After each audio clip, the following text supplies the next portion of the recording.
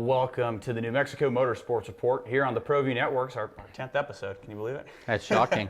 I'm your host, editor-in-chief for theracingexperts.com, Dominic Gaughan.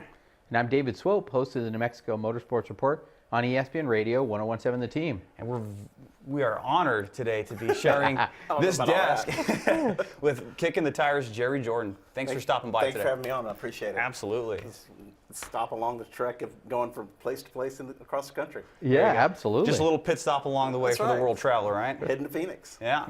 Well, before we get to Phoenix, there was some NASCAR headlines out of Texas this weekend. Kevin Harvick will be racing for a NASCAR championship in 2 weeks at the Homestead Miami Speedway.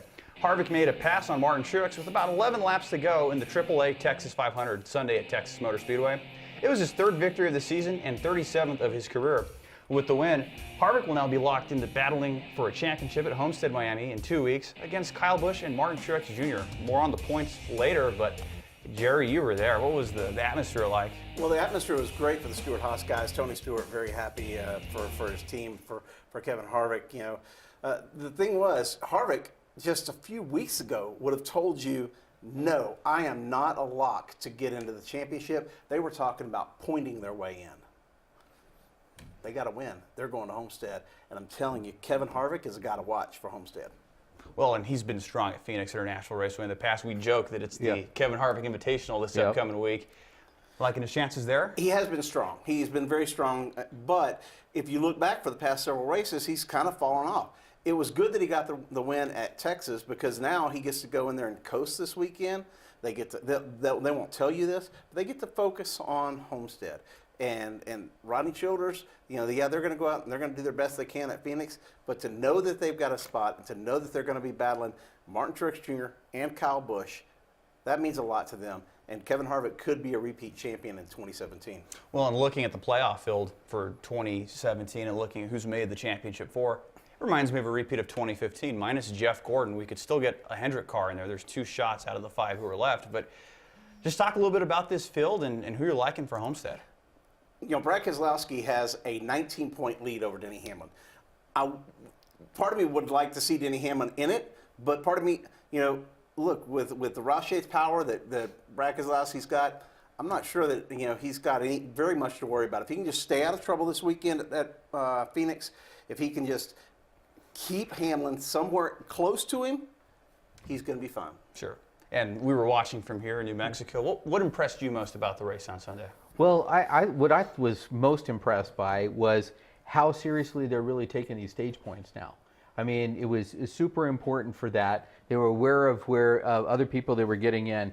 What I was not impressed with was one Kyle Busch, and you know he really had nothing to lose. He was locked in. He drove like that. You know, I mean they seemed to be a little bit more of a rookie team. Jimmie Johnson. I mean that was absolutely terrible. I got to ask you because I love a good conspiracy, so I'm gonna throw this out. The contact between Busch and Keselowski on lap 1. I mean, if you want to be a good conspiracy person, that would be if there was one guy that Busch wanted to take out, it's Keselowski. You know, I mean they had a lot of issues, you know, going back and forth. Go ahead and have a little contact on lap 1, and end up potentially taking him out. I mean, what are your thoughts on him driving into him? Here's what really happened there. Kyle Busch had a flat tire before the race. As they were going to the green flag, he had a flat tire. He's coming around. He did not mean to get into Brad at all. Right. They were going out there for the win because, look, I know Kyle Busch. Kyle Busch wants to win. Seriously, he wants to win. He likes rubbing it in everybody's faces. That's the way he is. He was going out there to win. It didn't work out. He got 2 cut tires. That's never happened to them. I talked to his crew chief, Adam Stevens, after the race. He said, I don't think we've cut down 1 single tire all year long, and we cut down 2 in a race. You want to talk conspiracy theory? Did somebody do something to his tire before the race? Well, I've always wondered that too because you walk pit road. I like it. And we've talked about this too. Right. Like sometimes security there's a lot of discrepancies. No, you can go here. No, you cannot go here. And there's a lot of cameras obviously on pit road before a race, but What's the possibility, like, to kind of lead into this conspiracy theory that maybe some put a thumbtack on pit road and nobody picked up on it? Okay, so God love him. Andy Gossage, I love you. You're a great promoter. Right. If there's a piece of grass or a seat that you can promote and you can sell, I know for a fact you're going to get at least $1 for it, probably 25, or more. But that's very true. We had a ton of people on the infield. We had a ton of people on pit road. It's very possible something like that could have happened, or it could have just been a freak deal. You know, people don't realize those tires, a lug nut will cut them down. Right. You can cut a tire on a lug nut. They're that, what's the delicate, for lack of a better term. Yeah, they go out there and they go 200 miles an hour with them, but you hit something and all that changes. And, so I don't know what happened to Kyle's tire, but 2 cut tires in the race. And for Brad Keselowski to pull off what he did, now Jimmie Johnson was just bad. Right. They were just bad. And they've got to do something this weekend. Jimmie Johnson told me when he got out of the car, I'm still licking my wounds. I don't have any good quotes for you. Mm-hmm. He was bitter. He was upset, and I don't blame him. You're talking about a 7-time champion. He wants to continue on. So it was heartbreaking for those Johnson fans, but he's still got a chance to win this weekend at Phoenix. Let's talk about Martinsville.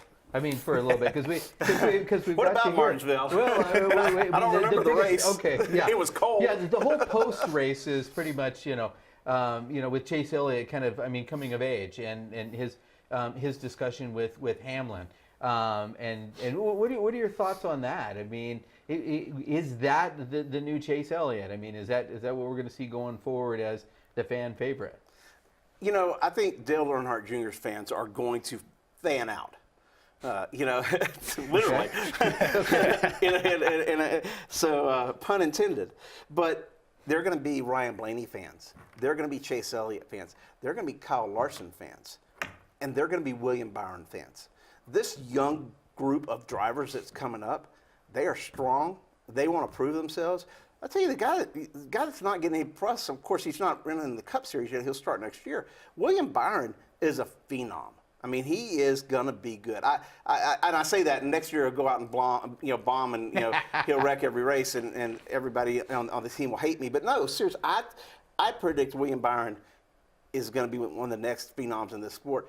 Kyle Larson, how heartbreaking is it for him? Since Kansas, he has had horrible luck. Loses an engine, hadn't lost an engine all year. Loses an engine at Kansas.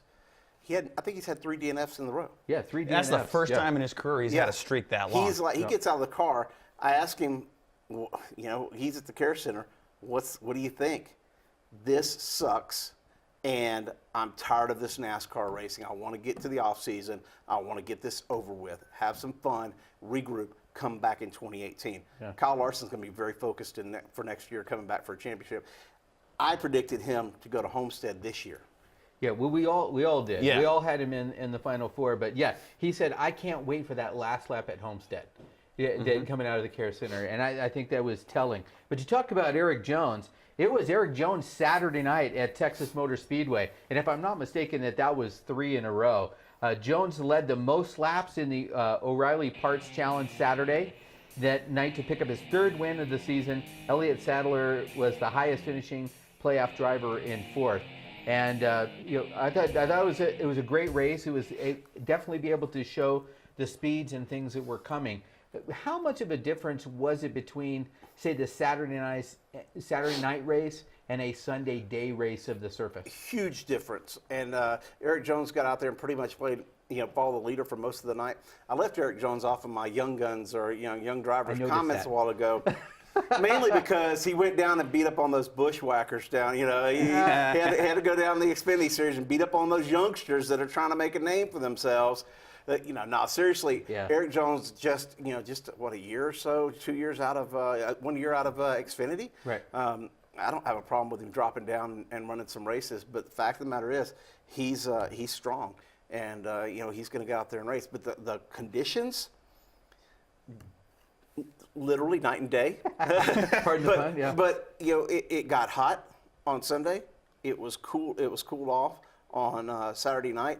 Now, towards the end of the night, obviously it cooled off, and we saw that come into Kevin Harvick's favor as he chased down. he chased down Martin Truex Jr., Yeah. the king of the mile and a half. He's won 6 straight mile-and-a-half races and was on his way. He was roughly, 5 laps away from winning the 7th in a row. That's huge. Yeah, absolutely. And actually another rookie that you hadn't brought up, because we're talking Xfinity, was the champ last year, and Daniel Suarez. I mean, Daniel Suarez has actually been doing silently some really good work in the last 10 races. He's just a little bit behind in the Rookie of the Year standings, which surprises me. 6 points, yeah. Yeah, I mean, but those points are they're kind of weird the way they do that. So I just know that he's behind. Conspiracy. Yeah, but look, at the end of the day, we're okay in NASCAR. I've been looking for an audio cut from Brad Keselowski for like 2 years, because I remember him saying several years ago that he was kind of worried about the future. Well, the future's here. Right. And those drivers are there. They're out there on the track, and they're coming up, and I think we'll be in good hands. I totally agree. So you were also there for some other headlines, Ross Chastain and Brandon Gaughan. You had a really good story to come out of that. They were really just beating and banging there on the racetrack. It seems like these two just don't like each other. Ross drives hard, and Brendan took a And there they are, front bang fenders going off into three. He didn't let him pass, and at the end of the race, according to Ross, it was 5 against, quote, a lot. And Ross got pulled out on the ground. He got kicked by Brendan's crew guys, and Ryan Bell, who is the car chief on the number 0, number nothing car with Garrett Smithley, he gets punched in the back of the head. Yeah, number nothing. He gets punched in the back of the head, goes to the infield care center, is transported to a local hospital. Yeah. So and of course there was no penalties handed down. No penalties handed down today. As of now, which is Tuesday. I mean, there was no video. Ross said, "I wish there was video because it would make me look a lot better." And there's no video, so therefore he is it doesn't probably want nothing will happen to it. Well, and I was with after the Xfinity race in Bristol, and Gaughan was hot about something. As a matter of fact, I didn't get to the recorder fast enough, but there were so many expletives in it that I probably couldn't have used it anyway. So you got to wonder whether some of that is because I attributed some of that to just Bristol. Bristol is just hot, and it's just a long race, and it's brutal. But we going to continue to see more of this carry over, or is this kind of an isolated deal? Ross said it was over for him. But, the good thing about kickingthetires.net is I'll print some of that stuff. I'm not worried about it. There you go. I want the fans to know it is definitely a PG-13 when you go to a NASCAR race. Right. Sometimes it might be NC-17. Right. well, Jerry, stay with us. We got to take a quick commercial break, but we'll be back with more on the New Mexico Motorsports Report here on the Proview Networks.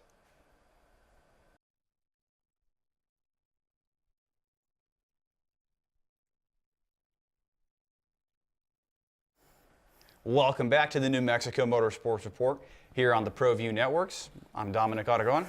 David Swope. We're joined with Jerry Jordan with Kicking the Tires, Performance .net. Racing Network. Yes, .net. Can't forget the And the .net. Performance Racing Network and Associated Press. Yeah. So Exactly. I do AP radio. A little bit of everything. Yes. Well, we appreciate you stopping by. We know you're traveling racetrack to racetrack. Tell us a little bit about what you're doing. It's called #Playoff Pursuit. So if you want to, follow along, I have been. That started this last year. Came as an idea at Bristol, and I wanted to camp with the fans for the final 10 races. We called it Chasing the Chase. NASCAR and its infinite wisdom. Love you guys. Changed the name from the Chase to the Playoffs. This year it's called Playoff Pursuit. You can go online, just search for #Playoff Pursuit. You can see all the stuff we've done. But I got prizes, I got autographs, I got giveaways. It's kind of cool. It's fun. I camp with the fans every single week. Oh, and I drive to every race. I haven't been home since the beginning of the playoffs. So when it's all said and done, how many miles do you put on your truck? Roughly 15,782. Oh, do you have it down to the T? Roughly, yeah. Okay. Give or take, because like coming down here, I didn't a lot for this. I didn't a lot for going through through Albuquerque. So that'll change. It'll probably be like 17,000 miles before it's all said and done when I get back from Homestead. Wow. And it's a lot of miles. It's a lot of miles, and it's a lot of gas. Well, you've shared some photos with us that we'd like to share here on air from okay. across the playoff I can pursuit. tell you what it is. We'll take a look at what you got going on here. You sent us the best of the best photos, and Oh, that was yesterday. Yeah. So My big mouth. That was at the Big Texan Steakhouse in Amarillo. I was hanging out with the Austin Hill crew of the number 02 truck series, and one of the Roush Yates Engines guys and one of the crew guys for Austin, we all did the challenge at the steakhouse. I lost. I came in third out of three. I ate 47 ounces of my steak. There was 25 ounces left. Oh, I had 3 shrimp. I had a baked potato and a roll. One guy had 23 ounces of his steak left, and he ate like all the sides and the salad. And then one guy didn't eat any sides, but he left 14 ounces of his steak. Wow. So he was the winner. But wow. yeah, I know now what I need to do to win, but yeah, it's no, I'm not going to do it. I won't try it again. Chicago, kicking it off in Chicago. The Turtles gave me, let me pose with them there. That was kind of fun. Chicagoland Speedway kicking off the playoffs. Wow. Oh, so this is after Chicago. Going into Chicago, Kelly Crandall and I stayed together. She kind of hangs out with me at the Playoff Pursuit headquarters. We had no water. So, like, our water in the camper is messed up. So this is actually at the Forest River Manufacturing Facility in Topeka, Indiana. After the race, we had shower. We were able to get showers and stuff that weekend, but I needed water for the rest of the playoffs. I went to the factory. That is a camper just like mine. That's what I drive down the road, and or pull down the road. And they showed me how it all worked. They fixed I drove up unannounced. Just said, "Hey guys, can you fix this?" They tore into it. They had it fixed, and I was on my way in an hour. Wow. So that's a new one. That's not mine. That's a new one. Is it's that one cool. before? That's mine. Okay. All right. I was gonna say I think that one was just waiting for scan. Right. Right. Yeah. It's nice. Yeah. I saw it parked out front. Yeah. You took up three meters. $2 a pop, $6 to the city of Albuquerque for parking meters. I didn't want to get towed, booted, or tagged. Right. So that's contributing to the city. That's fantastic. And there's Dale Jr. That was the night that they announced the new lineup for Hendrick Motorsports. It was a fun night, and I was glad to be able to be there. Interviewing Dale was cool. This is his last season, and he gave us a little bit. Here's the thing: that interview right there is when I knew that they were having a baby. Just the way that he answered my question, I knew that they were going to have a baby. Yeah. And I kept it secret. I've known that Joey Logano was going to have, his wife was going to have a baby as well. I knew at Talladega. And the reason I know is because I was on pit road and Brad Keselowski's wife comes up and says, "Oh my God." That's like girl talk for, "You're pregnant." But I didn't say anything. Right. And they got to make their announcement. So yeah, I'm friends with a lot of the drivers' wives and girlfriends, just so that I know kind of what's going on. I shouldn't say that because now I'm going to give away all my secrets. There you go, trade secrets for this industry. My sources are the wives and girlfriends of NASCAR. It's okay. Nobody watches this show, so we're all good. Another Dale Jr. That was at Talladega. That was his last race at Talladega. Is that when he won the pole? That is when he won the pole. Okay. Yeah. Actually, no. That is after the race.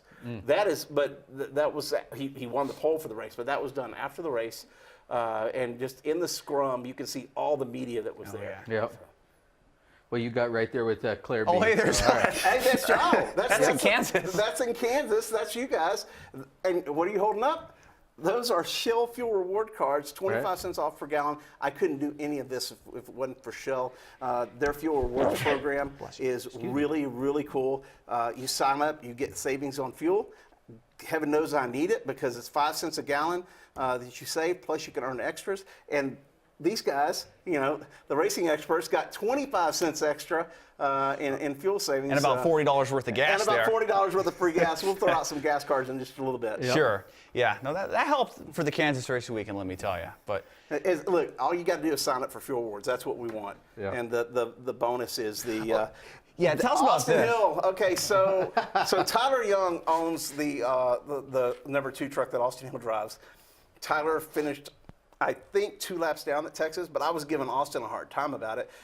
It's kind of, we're cutting up, and he was playing on this, excavator at United Rentals, which is his sponsor. Well, I went over there, and he was about to crush my head. Not really, but we played it up, and I said, yes, you really did beat Tyler. So thanks to Austin Hill and his crew for letting us hang out and have some fun. That's awesome. That is HQ. Playoff #playoff pursuit. That's us. That was I had to go do a shell appearance in New Orleans. I parked that at the Atlanta airport, and somehow they let me do it. You didn't get tagged or I towed? did not get tagged, towed, or ticketed. Nope. Awesome. I did pay $29 though. Now per day? Or all overall? For that parking, Wow. for those 2 parking Dang. spots that I took up was $29, but that's okay. Cool. So you need some gas cards? Yeah, heck yeah. Here's All a gas right. card. Here's a gas card. Oh, you already got Yeah, yours. so- Here, there's a gas card for you. You get a gas card. Everybody You gets a get gas card. Everybody gets gas cards. That's what you call product placement. Very Yeah. well. Very well done. That was going to lead into the next question. How are you able to do this? What makes this all possible? Drive and fortitude and desire and craziness. I mean, we try to have fun. That's the big thing. You know, I've got some people that nobody wants to ride with me. No one has, you know, here's the thing. Driving from Dallas to Phoenix, yeah, okay, that's kind of like going from Texas to Chicago. You got to go from Phoenix to Homestead, and I've got to do it in 3 days. You want to ride? I'm down. Come on, Sure. because I need somebody that can do it. You're the I first, wanna be at the you're the Homestead finale. first person to say that you'd do it. And we could split driving. Split driving, because it is one heck of a Yeah. run. And but yeah, I started this. It was kind of a joke, but then I was like, no, I really want to do this. I really want to camp with the fans. I really want to get to know you guys. And if you see me at the Shell station, come up and ask me, because you're going to win some free gas. You're going to get a Shell Fuel Rewards card. But yeah, it's just cool to talk to the fans, to get out there and to interact with people and learn what they're doing and why they like NASCAR. And I haven't written a lot on it. I do a lot of everything I do has been on social media with this. Introducing and finding people and talking to them and kind of going to their parties just to learn the NASCAR fandom. Wow. So what is your favorite camping area that you've done? What track was your favorite camping? Martinsville has great camping. It's not on the inside, obviously. It's all over the track, and they have some great camping. I was on the boulevard for Talladega. That's craziness and just on a whole different level. Last year I was in the infield at Chicago. I was on the outside this year, so I didn't get the same experience. But honestly, the fans at New Hampshire are probably the coolest. Wow. They're a whole different level of fan, and it's Well, they it's probably went all out this year because it's did their last go all playoff out. race. They did go all out, but the New Hampshire fans really love NASCAR. They're really going to miss their date, the second date. But it's been fun to pick one. It's hard to do because it's Texas is my home track, and the people around me at Texas, they just made me feel welcome. Come over, have barbecue, do what you want. One thing you can always count on in the NASCAR campground: you're going to eat and you're going to drink probably an adult beverage. Yeah. And I was going to say, well, if you can't decide that, who had the best food? Is it likewise, regional and because what you get at New Hampshire is going to be different than, say, you get at Bristol or you get at, Martinsville? I had burgers at Talladega. I had barbecue at Texas. They were going to have lobster at Texas, but I didn't come back for it in time. Smoked Please lobster tell me you on had the grill. nacho bar at Texas, I did right? have the nacho Okay. bar at Texas. I can tell you who has the best food for track-wise, Yeah. And that's Talladega and Texas. Both of them, they're tied. Okay. Talladega, we have the mega pork chops, and we have fried fish and chicken, and then Texas has Hard Eight, Babes, and then Fuzzy's Tacos. So those two tracks are tied for the best food. The rest, you get what you get. I love it. Well, if people want to follow along and follow the journey across the playoffs, where can people find you? KickingTheTires.net, JerryJordan_KTT. That is my Twitter account, or you can go to Kicking the Tires on Twitter as well. But JerryJordan_KTT, that's the best way to follow it. Search for #PlayoffPursuit, and I guarantee you, you'll have some fun. And if interact with me, follow me, and love to hear your story about why you're a fan of NASCAR. Mm-hmm. He loves his fans. He's very responsive on Twitter. Jerry, we Thank you for appreciate having you me on. This is stopping really, by the studio. really cool. I appreciate Absolutely. it. Thank you, man. Thank you, sir. I appreciate Thank you stopping. Enjoy that gas card. We're Absolutely. going to sign you up for Shell Fuel Rewards before I leave, too. Sounds great. Excellent. All right. We got a whole lot more coming up here on the New Mexico Motorsports Report, including Devin Amos and ESPN Albuquerque's John Haverland. You're watching here on the Proview Networks.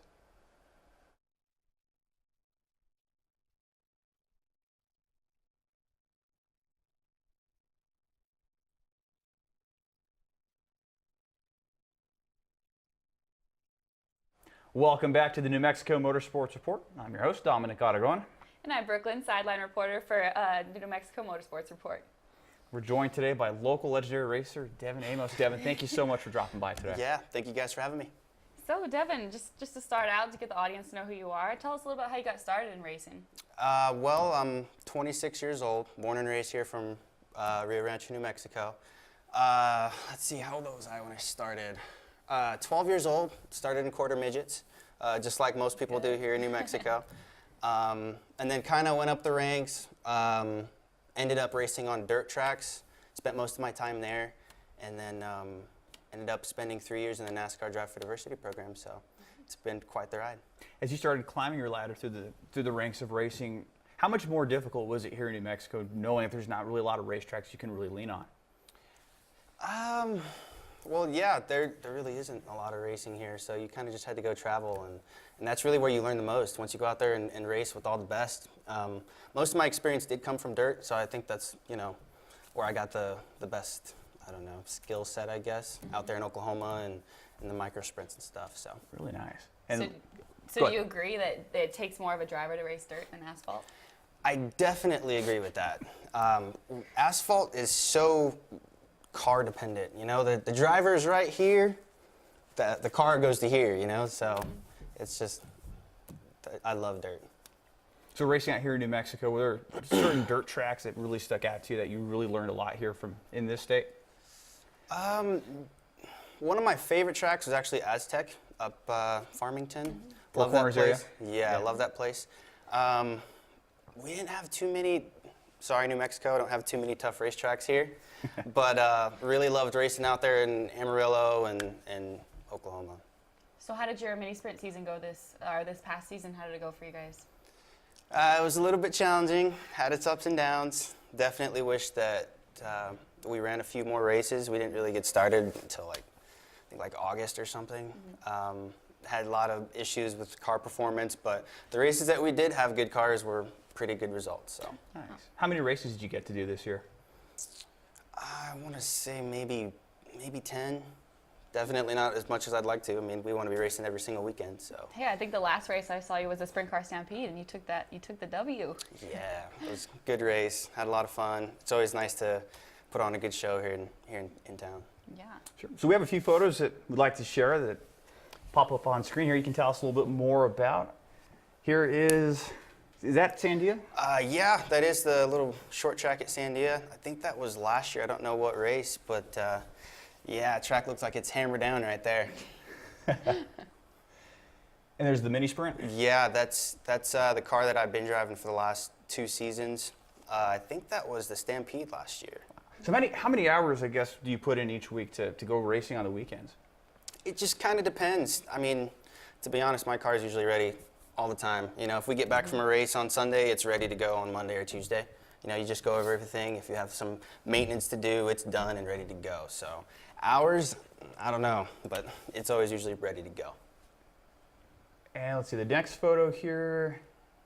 Oh yeah. That's the Drive for Diversity class? Yeah, that was the 2012 combine, I believe. This was the combine that I went to that I got selected the following year to be in the Drive for Diversity program. So talk a little bit about your Drive for Diversity experience. Like, how did you enjoy it? Did you learn a lot? Did you? Yeah, it like anything new, it has its challenges. Mm-hmm. I didn't really know what to expect going out there. I was like, I'm just going to go out there and drive my heart out, I loved traveling. I mean, I got to go to so many racetracks that I'd only ever seen on TV. I'd go to a racetrack and be like, oh, there's Jeff Gordon's my favorite driver, by the way. Be like, oh, there's Jeff Gordon right there, so that was really cool for me. And the cars were, like once you got used to them, they weren't really tough to drive. At least I didn't think so. It was just, like we were talking about, the performance of the race car on asphalt. It comes down to the car.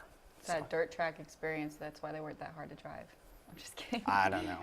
Well, you got to race that whole year in 2015, doing the Cannon East Tour. So at that time, yourself, drivers like Alex Kennedy and Jamie Dick, there were 3 people from New Mexico on the national scene. So what was that like, knowing that there's not a lot of racers here, to be representing your state out there on the national scene? Oh, yeah, it was awesome. I love that we did have some people from New Mexico making it to NASCAR. You know, it's like you were saying, New Mexico's not huge for racing, and we got to get someone in there. So it was great to be representing. I wish it could have gone a little bit more, but you know, hey. So for all the young drivers out there from a state that, I mean, isn't necessarily like North Carolina or huge in NASCAR, like what advice would you give them? What do you think would be something that they should know while trying to make it big? I feel like you just have to keep pushing. You know, like I was saying, there's going to be obstacles that you don't know you're going to face. So you have to just keep pushing through them. Network, you know, you have to lean on people. There's people that have been there before you, and you got to lean on them. So hopefully you can get to where you want to be. Yeah. So you got to do that tour throughout 2015, go to different states, travel, like you said, go to a lot of racetracks you saw on TV. Is there a specific, or I guess, an experience that just stands out to you the most? Well, there was a couple of them. I really enjoyed racing at Bristol. It was a really good time. Fortunately, we didn't have the run we were looking for, or the result, I should say, before blowing a tire, but the car was flying. It was awesome. And then another one that stands out to me was Iowa, where we had another really good run going, and got caught up in a wreck and ended up T-boning Rico Abreu. So, Ooh. Hey, at least you Never picked a good forget one, right? And there's a picture of the car actually right there. yeah, So. that was actually the car from Iowa that weekend. So, So what was the most challenging track that you drove at during your Drive for Diversity experience? I would have to say Greenville Pickens probably was a tough one for me. I mean, I like the layout, but the thing about that track is it's so slick. And you have people telling you about it before you get there, like you need to just go half throttle until about 20 laps to go and then go. And you just wear your tires out. And we didn't really have the car where we needed it, so we didn't have the performance. So I was, you know, hustling the car, trying to get up there and get the mix, and it was a tough track, tough weekend.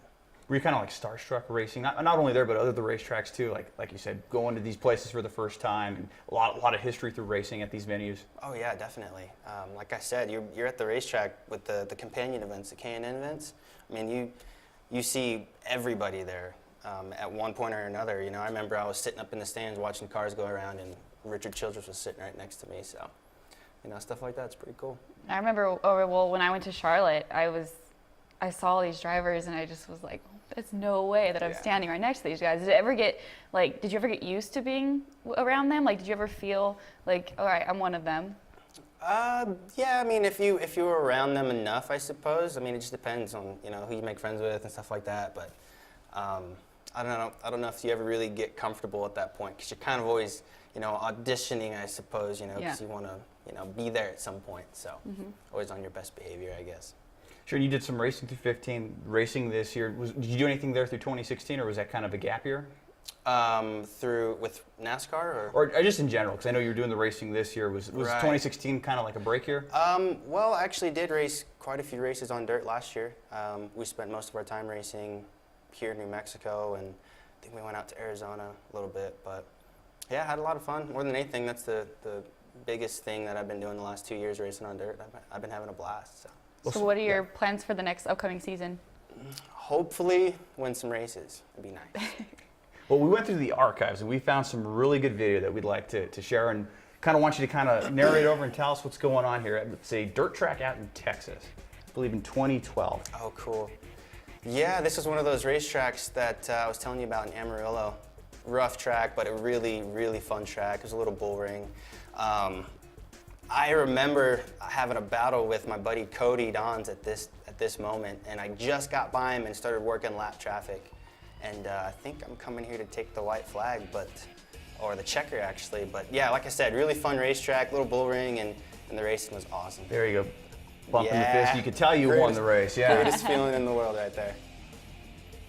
Yeah, look at that, going off into turn 3, like just instinct after a while, right? Just Yeah, you get comfortable, and I mean, it's just like anything. Once you do it long enough, you're gonna get it down. Nothing really surprises you, and then that's the most important thing with racing. If you're not comfortable, it's hard to go fast. So once you get comfortable, you just go forward. Do you have any of those weird, like, racy? I feel like every race car driver has weird, like, they're very superstitious. Like, do you have any of those weird, like, like, do you have like a schedule that you do on race day that if I don't do this specific thing, I'm not going to do good? I feel like a lot of drivers are like that. I don't have anything too crazy. One of the things that's been pretty successful for me is having McDonald's day of. McDonald's? So what do you go for, though? That's the million-dollar question. Usually I have to have something with pancakes.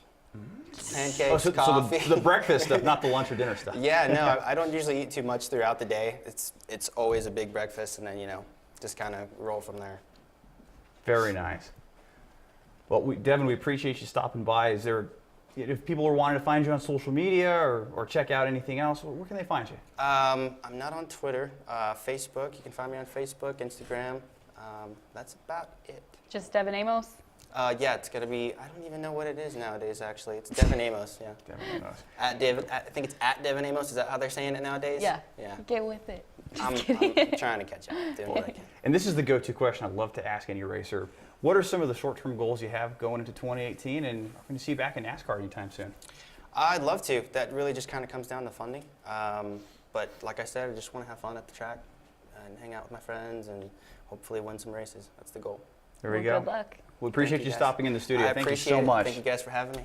Whole lot more coming up here on the New Mexico Motorsports Report. ESPN Albuquerque's John Haverland stops by.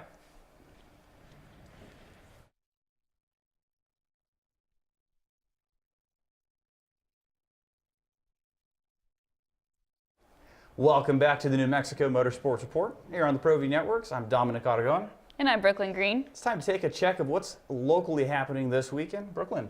Yeah, so the event calendar, as it gets darker a little earlier and the weather gets a little colder, we have a little bit less going on. But this weekend, November 11th, we've got the Street to Strip at ABQ Dragway. And on November 12th, we got a bracket race, King of the Track.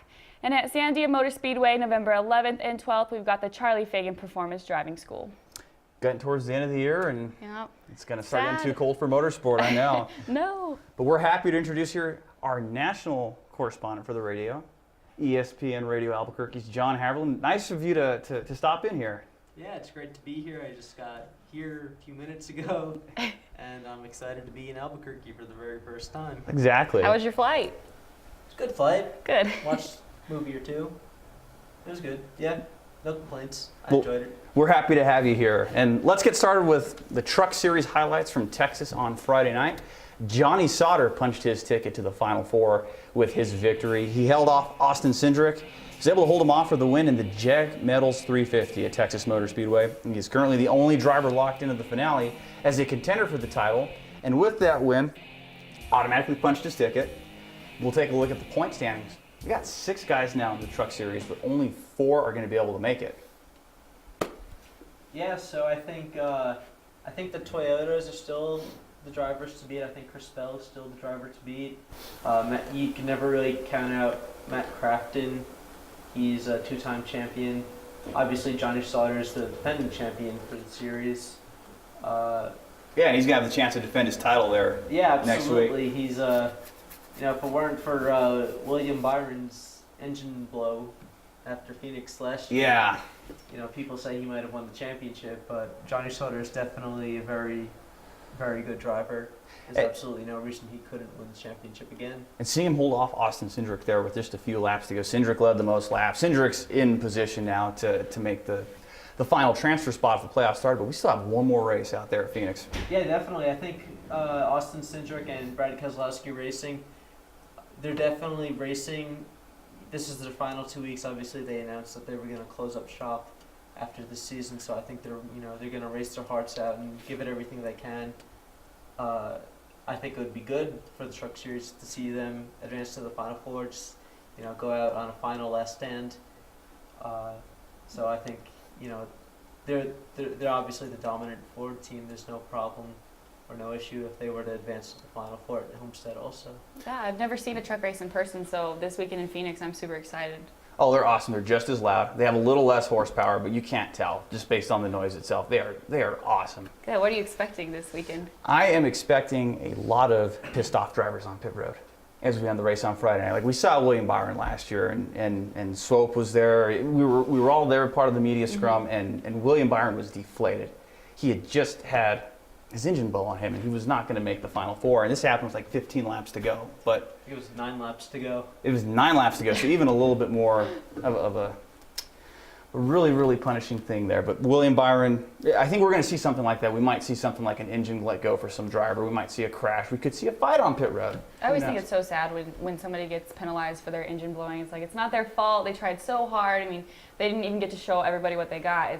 They get kicked out because of something they can't control. It's a technicality, like a Kyle Larson or a Matt Kenseth dating back to Kansas. Yeah, I think that would be the worst way to get knocked out of the chase or the playoffs. There you go, the playoffs. It's $1 in the jar, by the way. Let's take a look at your NASCAR Xfinity Series points entering Phoenix this weekend. The difference between that Truck Series point standings grid and this one, there are no green drivers. Nobody is locked in going into Homestead. But the JR Motorsports guys look really strong. 1, 2, 3 in points. Brennan Poole sitting there in 4th. Gotta like the JRM guys going into Phoenix. Oh, definitely. I think they've shown that they have a pretty good program. Maybe not the best program. I still think the Joe Gibbs Racing drivers are going to be dominant. Maybe you're probably going to see a Team Penske driver, race well at Phoenix. But as for the playoffs, the top 3 are going to be very sharp. Personally, I'd be a little bit surprised if Brendan Poole made it to the championship 4. Yeah, looking at that grid, the JR Motorsports guys look locked in. Looks like everything's going to be just fine for them. The stage points are going to be everything. But we've been talking about a lot on this show. We could have a champion who does not win a race. Elliott Sadler has not won a race. Brennan Poole has not won a race. Matt Tifft, you could, in theory, have 2 guys who make this Final Four without winning a race. And we saw it in 2013 with Austin Dillon claiming the Xfinity Series title without a win, beating Sam Hornshout by 3 points. But who do you guys like for Phoenix this weekend? Who punches their ticket to Homestead, either with a win or with points? I'm saying William Byron. He's a safe pick, absolutely. Anyone you got in mind looking at this weekend? I'd say William Byron's a very safe pick. Justin Allgaier is the defending winner at Phoenix. He won there back in March. No reason he can't have a good run also. And he broke that 3 or 4 year losing streak out there. Yeah, in definitely. The desert. He definitely needed that win. He's won 2 races now in the Xfinity Series this year. Surprisingly enough, Elliott Sadler hasn't won a race this year yet. I don't know if it's very realistic to say that 3 junior motorsports drivers are going to be there. I definitely think 2 can be there. The way this playoff format is, you never know who's going to make it. I think we could maybe see a surprise driver, maybe Cole Custer or Daniel Hemrick make it. You never know.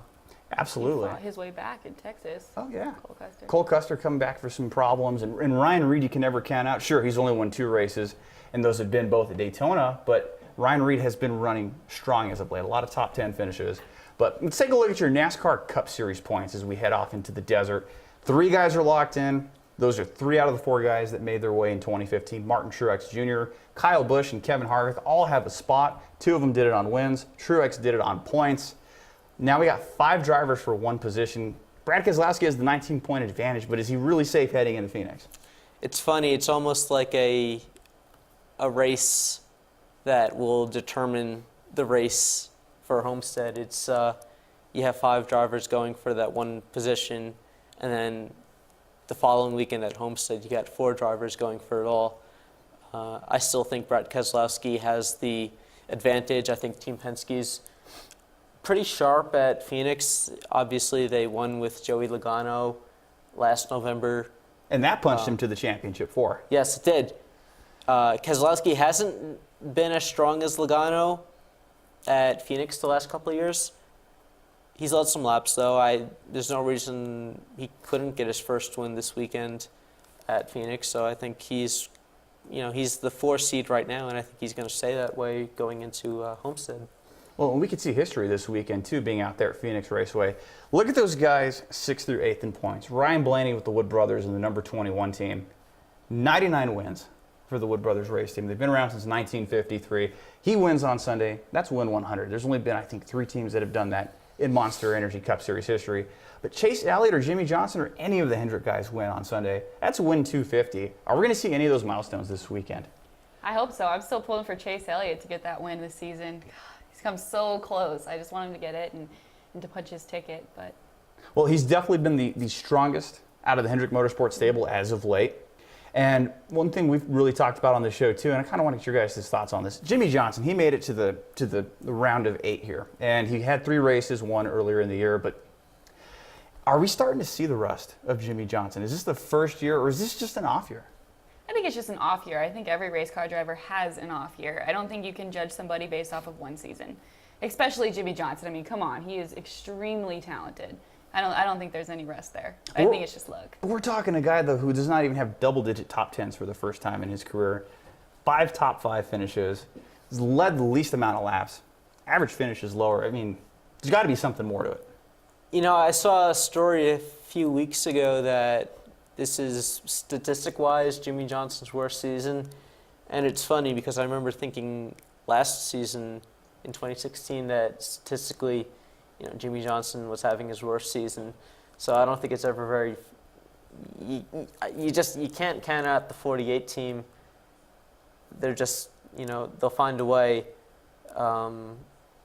They've been struggling a little bit at Phoenix. I don't think they've been as dominant as they once were maybe 8 or 9 years ago.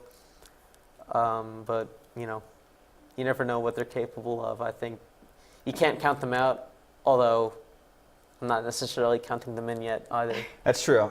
I mean, I think that if he does a couple, I mean, next season maybe if he struggles a little bit, then you have a pull on your story. But as of now, I definitely don't think that there's any rest. I mean, what does David always say? It's time to him to flip the light switch. Well, I guess they're out of those at Lowe's. But I will throw this out to you guys because no one's talked about this stat. This is the first year in all of Jimmie Johnson's years in running the Monster Energy Cup Series that he has not led the most laps in a single race. And this is a guy who goes out and leads 1,000, 1,500 laps every season that he's been out there with Hendrick Motorsports, with the exception of last year. But this is the first time we don't see that dominance on the racetrack. We're not seeing it out of Martinsville. We're not seeing that at Texas. And sure, he did get 3 wins this year. Didn't win the stages in those races, though. So I don't know. I can't say Johnson is really on a decline, but it's really been a really bad off year if that's what the case is. Yeah. So the other thing, too, to discuss with you guys, the National Motorsports Press Association announced last week the top 10 drivers who are in the running for the most popular driver award. No question, Dale Earnhardt Jr. is in there, Martin Truex, Chase Elliott, Jimmie Johnson, just to name a few drivers, Ryan Blaney. So Dale Earnhardt Jr., will he win it in his last season? Oh, yeah. Seems like a give me question, but Yeah, I definitely think he will, and I think that being that he announced his retirement and all that, it brought more fame to him. I mean, this year everyone's been Dale Jr., so of course he's going to win it. But here's the bigger question. Who replaces him at that helm next year? Chase Elliott. I think ever since last Sunday, or I'm sorry, 2 Sundays ago when Denny Hamlin got into Chase Elliott, I think Chase Elliott drew a lot of fan attention in a positive way. So he could very well be the next most popular driver. Doesn't mean he'll be, winning a string of most popular driver titles, if you will. I think you got Ryan Blaney, Kyle Larson, Eric Jones. They're all candidates, I think, in the next 5, 10, even 15 years.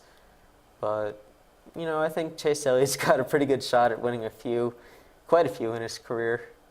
He's just starting out. Did you hear that? All the cheering and stuff at Martinsville I've after that? never heard anyone cheerful like that. Yeah. Since Dale Earnhardt Jr. taking the lead at Talladega and the whole Junior Nation movement, having whatever Dale Earnhardt Jr. goes and takes the lead at any racetrack, especially Talladega, all those cheering fans. I've never heard cheering like that, like how I did that last Sunday. Good. Hopefully it'll bring some more fans into the sport, and if Chase Elliott can do it, then I hope he gets it. We'll see what this youth movement does for NASCAR, but we're out of time here on the New Mexico Motorsports Report. You can catch us online at nmmotorsportreport.com. You can find us on Facebook at the New Mexico Motorsports Report and on Twitter at NMM For John Haverlin with ESPN Radio Albuquerque and Brooklyn Green, Pitside Reporter, I'm Dominic Aragon. We'll see you next time.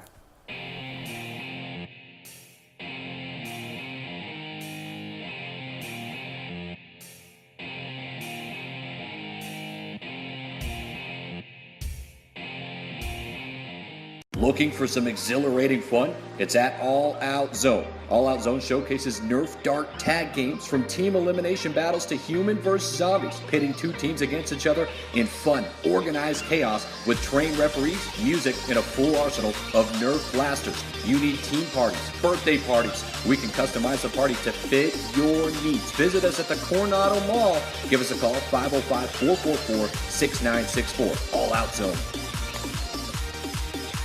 When I train for American Ninja Warrior, I schedule regular workouts to stay in shape. To keep my car in Ninja Tough shape, I head to a Napa Auto Care Center for regular maintenance and genuine Napa Auto parts. Like brakes and batteries. I trust my Napa Auto Care Center for quality parts and quality service. And with the 24-month, 24,000-mile nationwide warranty, I drive away with peace of mind every time. Visit AutoCareNM.com to find a location near you. The Barley Room, proud sponsor of Proview Networks for over 9 years, is pleased to introduce Black Iron Catering. From weddings and family reunions to birthdays and office parties, Black Iron Catering is perfect for any event. Contact Jamie at 505-459-8259 and book your event today. Black Iron Catering. Let us bring our kitchen to you. Car Crafters, proud supporter of Proview Sports Network. Are you sure we're supposed to be doing this? Don't worry, I've watched him do it 1,000 times. Come on, what's the worst that could happen? No! Bad dog! Hi, welcome to Car Crafters. What happened? Don't worry, we'll make it like it never happened. Car Crafters, it's like it never happened. Christie Mae's Restaurant is locally owned and operated with a family-friendly atmosphere. Their array of homemade comfort food is just like your mom's. From homemade chicken pot pie to their famous chicken salad on a croissant, Christie Mae's even offers lunch catering. Christie Mae's Restaurant is located at 1400 San Pedro Drive Northeast. They offer drive-in, carry-out, and catering. Open Monday through Saturday, 10:30 a.m. to 8 p.m.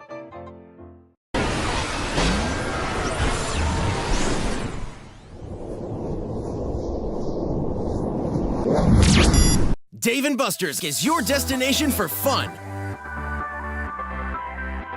Eat delicious chef-crafted food. Try sizzling favorites and new creations from our talented chefs. Drink the coolest cocktail creations. Play the hottest new games to win awesome prizes. And watch all the games in the best sports bar ever. Only at Dave & Buster's. Duke City Sports Bar, proud supporter of Proview Sports and New Mexico Youth Athletics. Catch all the sports action from high school, college, pros, and MMA on one of our 35 HD TVs. Start your night off right with any selection from our delicious menu prepared with fresh, never frozen ingredients. Duke City Sports Bar, Albuquerque's newest sports bar. Located on Eubank and Montgomery, dial 505-433-4020. Well, I'm going to the frontier, walk up to the cashier, order up a root beer and a number one. Cover it with green stuff, one scoop is not enough. Find a booth is real tough, back by the Duke. Meet my family, meet my friends in the quirkiest restaurant I have ever been. All of Albuquerque's favorite spot, it's the Frontier Restaurant. The Frontier Restaurant is a proud supporter of Proview Sports Network. Garden Sort's Team Sales is a proud supporter of Proview Sports Network. Get into the game. Garden Schwartz Team Sales features fine products and apparel from Wilson, Schutt Sports, Speedline, and Russell Athletics. We offer custom embroidery and screen printing services for all of your school or club needs, from team uniforms to school letter jackets. Specializing in all sports and serving all communities, from big schools to small schools, from up north to down south, or all points in between. Garden Schwartz Team Sales. For great prices, friendly staff, and quality products, call Garden Schwartz Team Sales today at 1-800-880-7767. That's 1-800-880-7767. Since 1939, Garden Schwartz Team Sales is a proud supporter of New Mexico Youth Athletics. Gecko's Bar and Tapas, a proud supporter of Proview Networks. It's been a fan favorite spot for food lovers and sports fans. With not one, but two great locations, including outdoor patio, an atmosphere you won't want to miss. Gecko's off Academy and in Nob Hill. Don't sacrifice quality of flavor when you're in a hurry. Golden Pride offers ribs, fried chicken, green and red chili breakfast burritos, and Frontier Cinnabons. 4 great locations, or visit us online at goldenpride@abq.com. Golden Pride Barbecue Chicken and Ribs, proud supporter of Proview Sports Network. Locally loved restaurants like Farina Pizzeria, Farina Alto, and the Artichoke Cafe are the perfect venue for your next event. Farina Alto has traditional Italian food, plus handcrafted cocktails in a beautiful Northeast Heights location. Farina Pizzeria with a downtown vibe, amazing affordable wines, and local beer. And the Artichoke Cafe has set the standard for casual fine dining since 1989. Visit our family of restaurants and see what fine dining is all about. Ladera Golf Course. Opened in 1980, Ladera features a full 18 including spacious greens, a large driving range, roomy practice putting greens, and 4 large lakes. Surrounding Ladera, beautiful views of the Sandia Mountains to the east and volcanoes to the west. Ladera is a challenging city-owned course with the longest playing yardage of any other city courses. For weekend tee times and more information, call 505-836-4449. Folks, there's no other way but to be all in. Either he's Lord of all or he is not Lord at all. And you can experience the real and authentic, true life change that only God can provide to humanity. See, when we truly encounter Jesus and purpose to know him and follow his teachings, #life change will occur.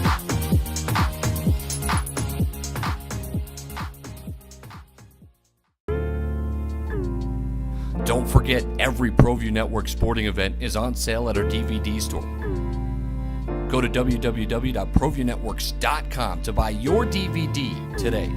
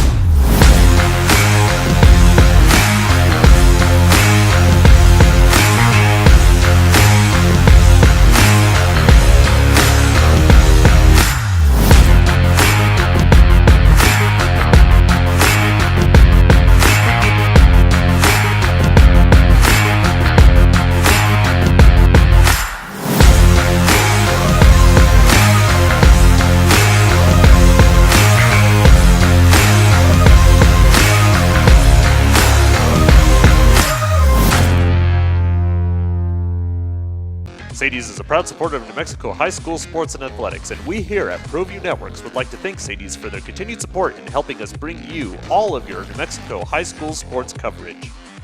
Looking for some exhilarating fun? It's at All Out Zone. All Out Zone showcases Nerf Dart tag games from team elimination battles to human versus zombies, pitting 2 teams against each other in fun, organized chaos with trained referees, music, and a full arsenal of Nerf blasters. You need team parties, birthday parties. We can customize the party to fit your needs. Visit us at the Coronado Mall. Give us a call, 505-444-6964. All Out Zone.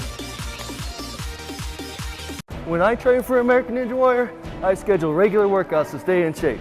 To keep my car in Ninja Tough shape, I head to a Napa Auto Care Center for regular maintenance and genuine Napa Auto parts. Like brakes and batteries. I trust my Napa Auto Care Center for quality parts and quality service. And with the 24-month, 24,000-mile nationwide warranty, I drive away with peace of mind every time. Visit AutoCareNM.com to find a location near you. The Barley Room, proud sponsor of Proview Networks for over 9 years, is pleased to introduce Black Iron Catering. From weddings and family reunions to birthdays and office parties, Black Iron Catering is perfect for any event. Contact Jamie at 505-459-8259 and book your event today. Black Iron Catering. Let us bring our kitchen to you. Car Crafters, proud supporter of Proview Sports Network. Are you sure we're supposed to be doing this? Don't worry, I've watched him do it 1,000 times. Come on, what's the worst that can happen? No! Bad dog! Hi, welcome to Car Crafters. What happened? Don't worry, we'll make it like it never happened. Car Crafters, it's like it never happened.